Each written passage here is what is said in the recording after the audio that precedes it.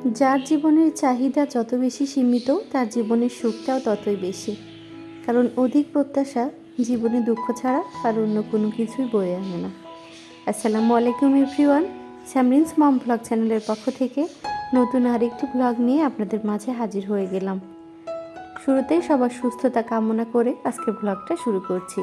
আশা রাখছি ব্লগটিতে একটা লাইক দিয়ে শুরু থেকে শেষ পর্যন্ত ব্লগটা কন্টিনিউ করবেন। আগে দেখা যাচ্ছে দিনটা শুরু হতো রান্নাঘর থেকে, কিন্তু এখন রান্নাঘর থেকে আর দিনটা শুরু করার কোনো সুযোগ নাই। এখন এই তো বাবুকে নিয়ে দিনের শুরু দিনের শেষ, এটাই আর কি চলে। সকালবেলা নাস্তা বানিয়ে ওরা বাবা মেয়ে খেয়ে ওদেরকে পাঠিয়ে দিয়ে এখন এই তো ওই রুমটা একটু ক্লিন করব, যার জন্য বাবুকে এই রুমে রেখে যাচ্ছি।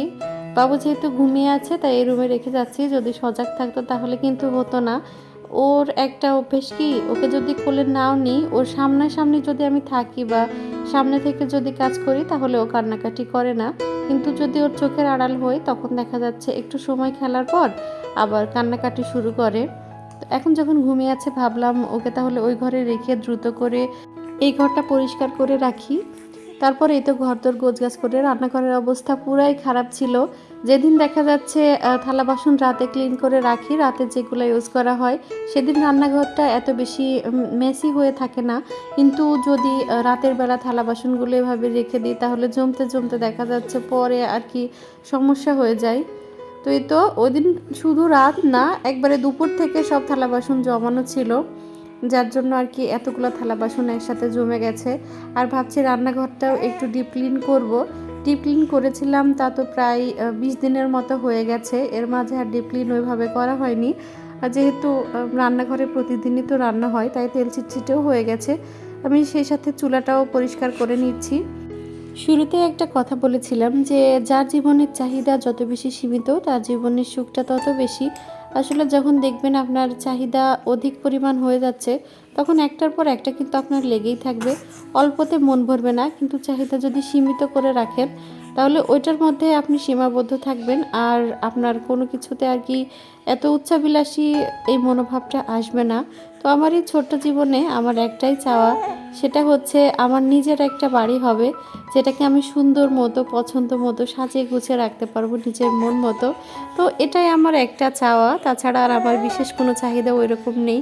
যে বাড়িটা আমার নিজের মতো করে আমি মন মতো যখন ইচ্ছা তখন যেভাবে ইচ্ছা সেভাবে সাজাতে পারবো।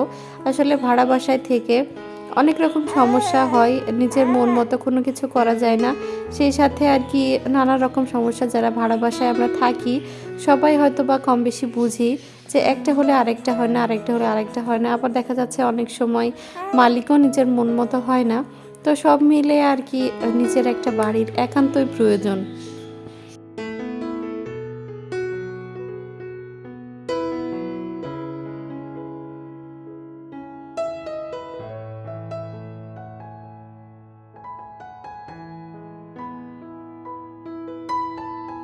কথা বলতে বলতেই তো আমি পুরো রান্নাঘরটাই ক্লিন করে নিয়েছি। আসলে দেখা যাচ্ছে দু একদিন পর পর যদি এভাবে একটু ক্লিন করা হয় বা যখন যেটা নোংরা হয় সাথে সাথে তখন যদি সেটা আমি ক্লিন করে ফেলি তাহলে কিন্তু আমার একসাথে এত চাপ পড়ে না।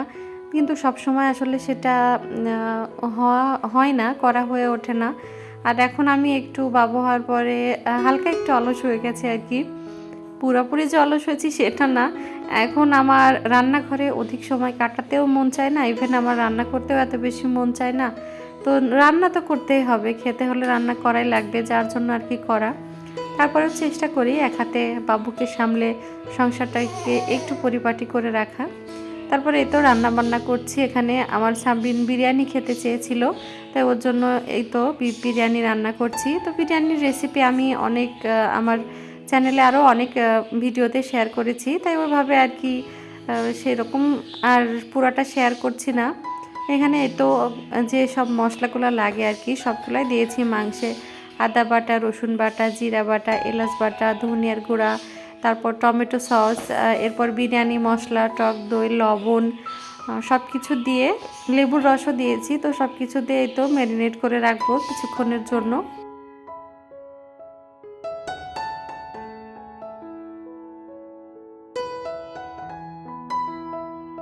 তারপরে এই তো এখানে পরিমাণ মতো পেঁয়াজ কুচি দিয়ে আমি একদম বেরেস্তা করে নিব। চাইলে কিন্তু পেঁয়াজ বেরেস্তা কিছুটা উঠিয়েও রাখা যায়, কিন্তু এখন আর সেভাবে উঠিয়ে রাখছি না। ওই পেঁয়াজের মধ্যে আর কি ম্যারিনেট করে রাখা মাংস আমি দিয়ে দিলাম।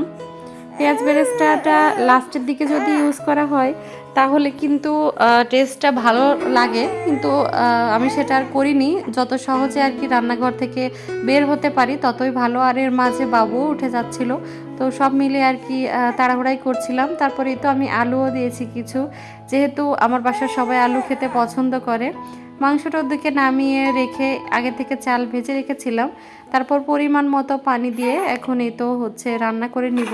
চালটা যখন প্রায় 80% মতো রান্না হয়ে যাবে তখন এখানে মাংসগুলা দিয়ে তারপর হচ্ছে ভালোভাবে মিশিয়ে আরও কিছুক্ষণ দমে রেখে দেব। তো এই পর্যন্ত তো ঠিকই ছিল।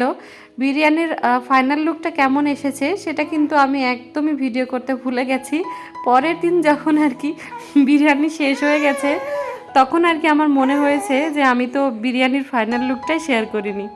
তো যাই হোক, এই তো ভয়েস দিতেও মানে এখন অসুবিধা। আপনারা ইতিমধ্যে শুনতে পাচ্ছেন যে পাশ থেকে বাবু কান্নাকাটি শুরু করেছে। তো আজকে এখানেই বিদায় নিচ্ছি। আগামী দিন ইনশাল্লাহ হাজির হব নতুন কোনো একটি ব্লগ নিয়ে। সেই পর্যন্ত সবাই ভালো থাকবেন, সুস্থ থাকবেন, আর অবশ্যই আমাদের সবার জন্য দোয়া করবেন। আসসালামু আলাইকুম সবাইকে। আল্লাহ হাফেজ।